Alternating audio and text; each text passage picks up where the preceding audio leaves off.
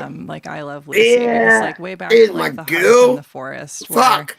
there's just, I think, some very basic I human want to belief see that you like now. you have to Can you stay put your camera by the on? fire with the people I you know fucking because there are love weird sounds out there, hardcore you know. bitches. And I think that in Fuck many ways yes. that serves us well. And then there are other ways Hello. where